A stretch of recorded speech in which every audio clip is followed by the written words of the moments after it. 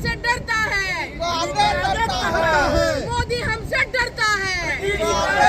मोदी तेरी तानाशाही नहीं चलेगा, नहीं चलेगा। अमित शाह का गुंडागर्दी नहीं चलेगा, नहीं चलेगा। मोदी तेरी तानाशाही नहीं चलेगा, नहीं चलेगा। अमित शाह का गुंडागर्दी। होशियार होशियार, होशियार, तृणमूल कांग्रेस राजपथे, बीजेपी होशियार, होशियार, होशियार, ममता बनर्जी राजपथे, ईडी सीबीआई होशियार, होशियार, होशियार। ममता बनर्जी राजपथे।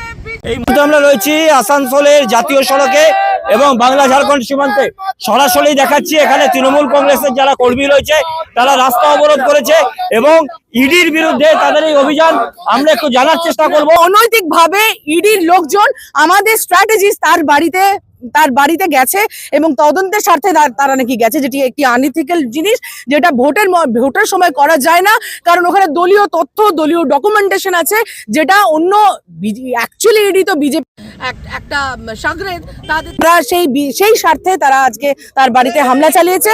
আমরা তার বিরুদ্ধে আজ রাস্তায় নেমেছি। এবং তার সঙ্গে কলকাতায় যে ঘটনা ঘটেছে এবং মমতা ব্যানার্জির বিরুদ্ধে যে চক্রান্ত করছে তার বিরুদ্ধে আমরা আন্দোলন করে জানাই। একদমই ঠিক। যদি ইডি সক্রিয় থাকতো, সিবিআই সক্রিয় থাকতো, তাহলে দেখা যেত ভারতবর্ষ জুড়ে।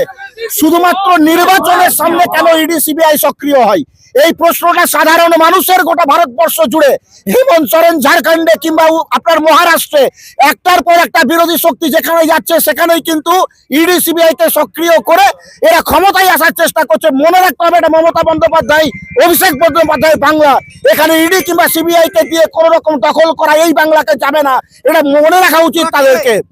কতক্ষণ ধরে আপনার এই আন্দোলন চালাবেন? আমরা এই আন্দোলন চালাবো কারণ ইডি সিবিআই কে সামনে রেখে রাজ্য বিজেপি যেটা মনে করছে, রাজ্য বিজেপিকে আপনাদের মাধ্যম দিয়ে হুঁশিয়ারি দিতে চাইছি, অনেক হলো। যদি মনে করে থাকেন তৃণমূল কংগ্রেস রাজপথে, আপনারাও রাজপথে থাকবেন, লড়াই সরাসরি রাজপথে আপনাদের সাথে হবে। একদমই তাই। একেবারে টায়ারে আগুন লাগিয়ে যে ছবি আমরা দেখাচ্ছি, টায়ারে আগুন লাগিয়ে সেখানে অবরোধ চলছে। তার সঙ্গে আমরা দেখাবো বাংলা ঝাড়খণ্ড সীমান্ত বাইপাসের যে ছবিটা, একের পর এক গাড়ি এখানে লাইন দিয়ে দাঁড়িয়ে রয়েছে, সম্পূর্ণ রাস্তা অবরুদ্ধ, পুলিশ প্রশাসন এখানে উপস্থিত রয়েছে এবং তৃণমূলের কর্মী যারা ওখানেও দাঁড়িয়ে রয়েছে। দেখাবো হাওড়া থেকে দিল্লি এবং দিল্লি থেকে হাওড়া যাওয়ার সম্পূর্ণ রাস্তা অবরুদ্ধ। তৃণমূল কংগ্রেসের বক্তব্য হচ্ছে যতক্ষণ পর্যন্ত এই চক্রান্ত বন্ধ না হবে, যতক্ষণ পর্যন্ত এই সমস্যার সমাধান না হবে, ততক্ষণ পর্যন্ত তাদের এই আন্দোলন চলবে। এখন দেখার কতক্ষণ আন্দোলন চলে এবং পরবর্তী পদক্ষেপ কি হয়।